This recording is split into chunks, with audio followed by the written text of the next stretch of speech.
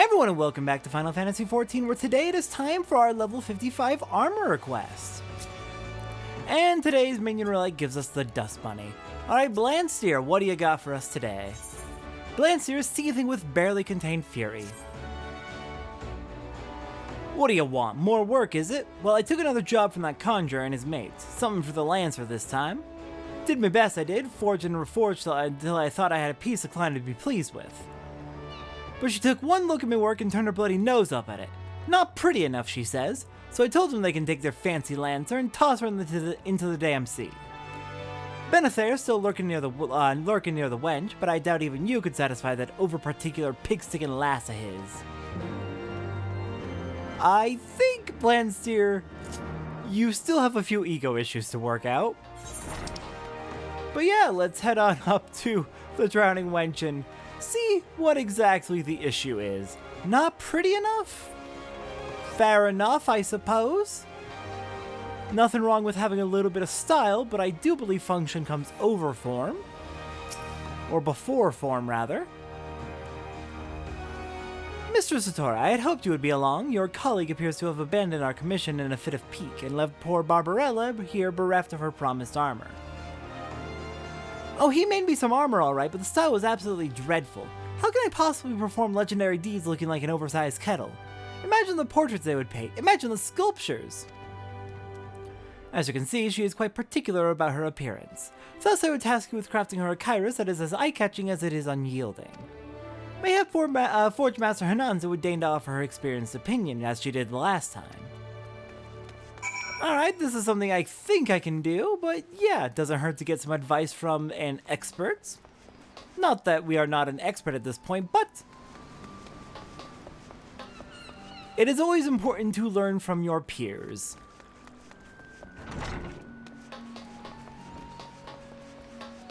Also, I'm curious about checking in with Blandsteer real quick. If you want to share the frustration of that ridiculous commission, then be me bloody guess. Okay, he's got absolutely no thoughts going on, besides rage. Hananza, do you have any thoughts? How to compromise these two goals? So we're aiming for fashionable and functional. That takes us into the realm of goldsmiths and weavers. You'd best head to Ul'dah and call upon the wisdom of their guild masters. Okay, we've definitely got a running trend here with, how the armor requests are playing out, I'm seeing. Honestly, I like it. I do like this trend that we're going with, of learning from the other guilds. And on the one hand, I feel like it would have been a good idea to have something like this for all the crafters, just on the principle of the matter. But on the other hand, it's probably for the best that it was only just the one. Satora, thinking of adding precious metals to your endeavors in armorcraft, are you? Well, the Sultansworn once wore a ceremonial plate that featured the most extravagant embellishments. But such delicate adornments would not long survive the harsh demands of combat. What you might consider then is decorating the parts of your armor that are less likely to be struck, the edges and hollows, for example. At least that is what I would do. Reasonable! That way we can have some decoration and flair on there, without putting it in harm's way, and without necessarily sacrificing the actual defensive capabilities. Might add a little bit of weight though, so we want to be cautious about that.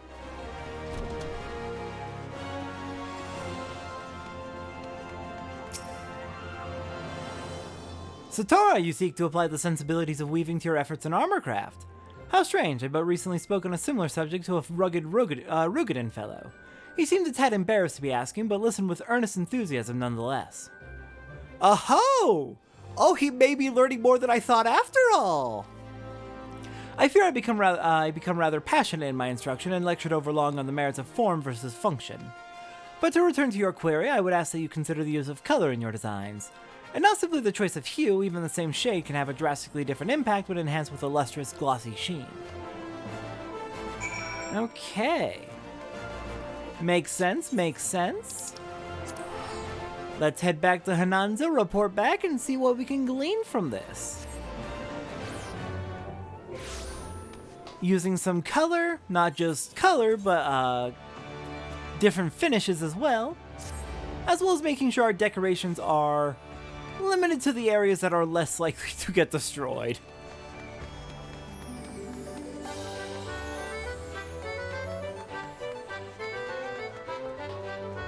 Alright then, Hananza, what do you think we should make with this information? Well, what do the artisans of Ul'dah have to say? I see, then I would suggest a darker hue for the main surface, burnished until it gleams. Decorate the edges with a brighter metal. Rose gold should do nicely to provide an eye-catching contrast. Very good thoughts here. Again, titanium is a fine choice for durability and strength. This was for Benether's Lancer companion, yes? Then forge a Kyrus fit for a queen and your client shall soon be maiming her enemies in style. Honestly, just ask anyone who's reached the true Final Fantasy XIV endgame of glamour, and Blanster, you'll understand that we are correct, actually. Fashion is very important in combat. You must always look your best. Okay, it looks like we're going to be forming a Titanium Kyrus of Maiming. Okay, let's get over to the client first, and then we'll actually get crafting. And I will go over the ingredients. Okay, so for the Titanium Kyrus of Maiming, we need, from our timed gathering in Eastern Thanalan, we can mine up 3 gold ore. From our regular gathering in Western Thanalan, we can mine up 4 iron ore and 1 copper ore. In Northern Thanalan, we can mine up 4 grenade ash. In the Ravanian Forelands, we can mine up 20 titanium ore and use botany for 1 dark chestnut log. In the Sea of Clouds, we can fight Dommels for 3 Dommel hides. I forgot to go over the crystals, so let's do those real quick. We're going to need 20 fire crystals, 4 ice crystals, 3 wind crystals, and 8 earth crystals. For our pre-crafts, as a level 54 blacksmith or armorer, we can make 4 titanium nuggets, and then 1 titanium rivet. As a goldsmith at level 50, we can craft 1 rose gold nugget, and as a leather worker at level 54, we can craft 1 Dommel leather, and that's enough to make the Titanium Kyrus of Maiming. Okay, let's go ahead and hand it over. How's Barbarella's armor coming along? It's done and ready.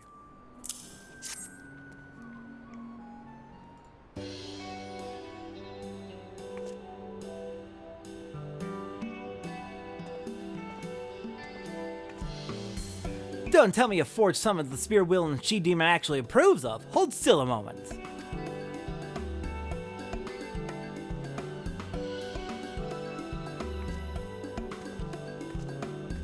It's so simple, but the rose gold gives it that hint of extravagance. You've outdone yourself, Satora. Aye, and I especially love the colors. This might be the most beautiful Kyrus I've ever owned. My thanks, Mr. Satora. Aside from the armor's obvious beauty, I can see it has been carefully crafted to withstand the rigors of combat. Now that you have addressed my concerns with Barbarella, that only leaves... Ugh, is this why you've called me here? To spend more of your coin on gear we don't need? Juan Maga, you should be the first in line when it comes to replace our equipment. Our lives depend on your ability to engage the foe face to face. You need new armor. The suit I have serves me just fine. You should look to your own abilities, healer. If you weren't so sluggish with your spells, then maybe we wouldn't have to rely on expensive armor to save our hides. Sluggish? How many times have I saved you from the brink of death? It is your seeming fondness for injury that forces me to consult with armorers in the first place. You think I enjoy being wounded? How many times have I risked my life to save yours? If this is the thanks I can expect, then you can try fighting without me. Walk away then, we shall find a replacement soon enough.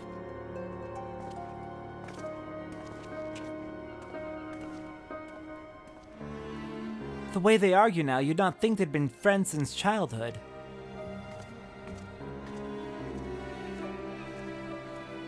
Looks like ventures have their own problems, eh? But I'd have to say finding the right armor to craft their ridiculous requests ain't one of them. Your work was masterful. I tried, Satora, I really did. I even begged that weaver bloke in Ul'dah to teach me something about design. But it seems I have a lot more to learn before I become the sort of artisan what understands his customers' needs. Okay, so you didn't go to the Goldsmiths Guild. That is why you didn't get the last piece of info you needed.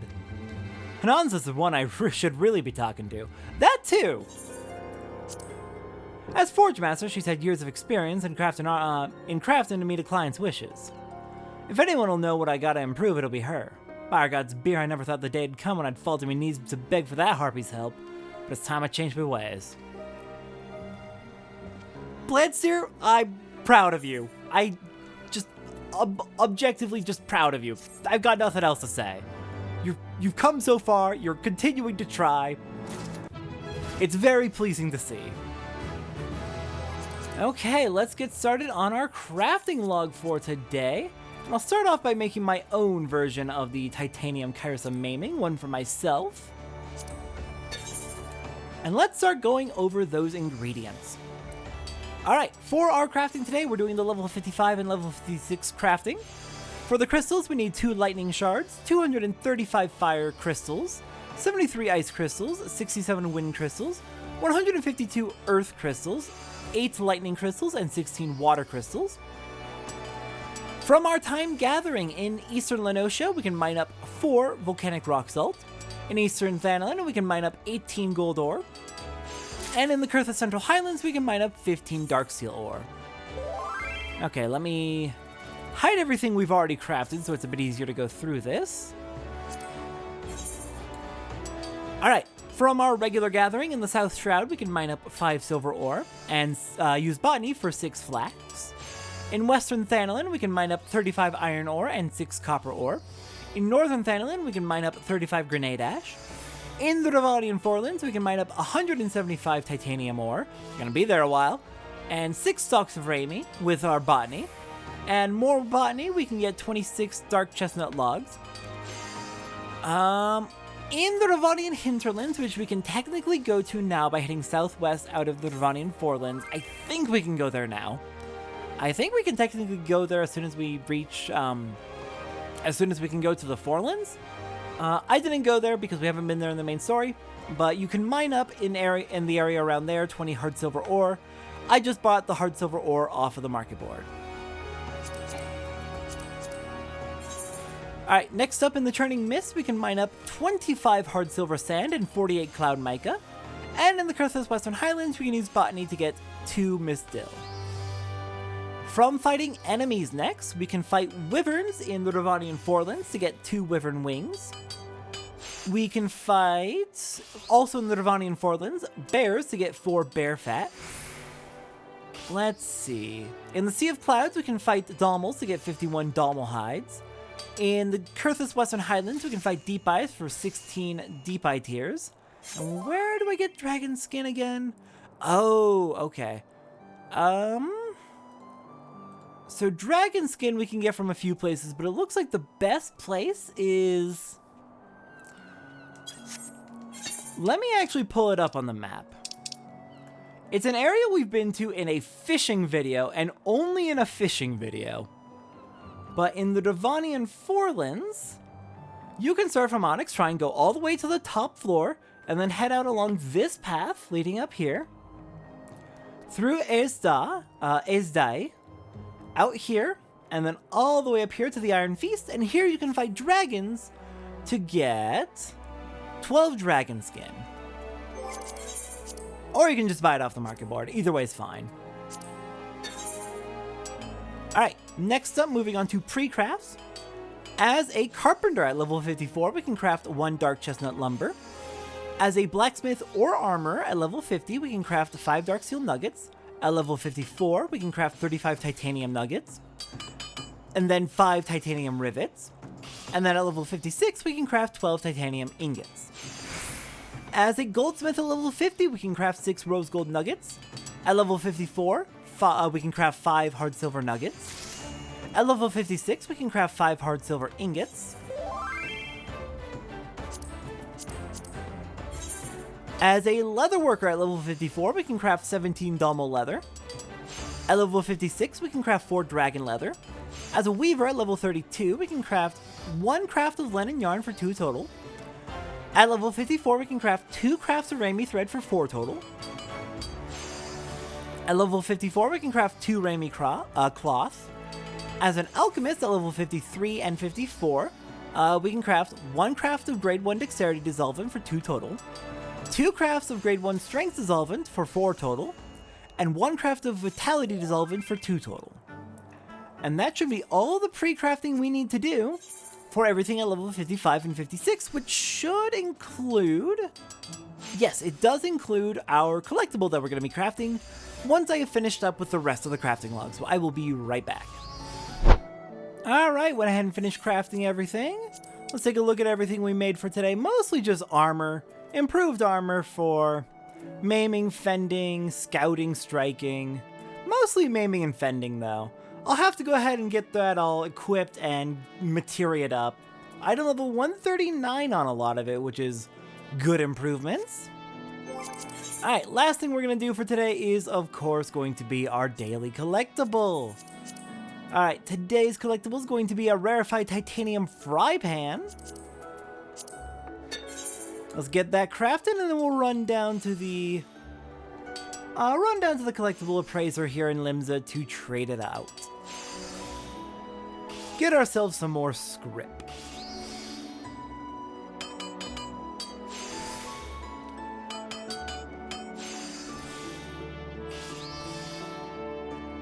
Gosh, I really love that I can just macro craft all the way up to level 60 right now with my level 53, 54, 55 gear. And it's just gonna get easier to do as we go. It's so convenient for me. I just push button and then it does the crafting for me, and I do not have to worry about it.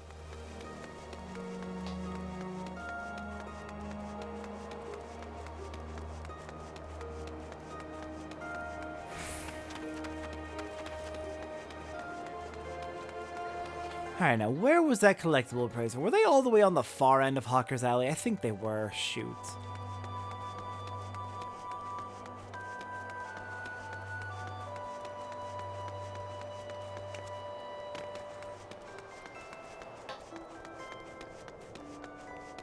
Alright, there you are. Hello, I have a fry pan for you today. Let's just hand that over. Get a nice 54 script out of it, and next time on Final Fantasy XIV, I do believe it is time for some goldsmithing. I will see everyone next time for that.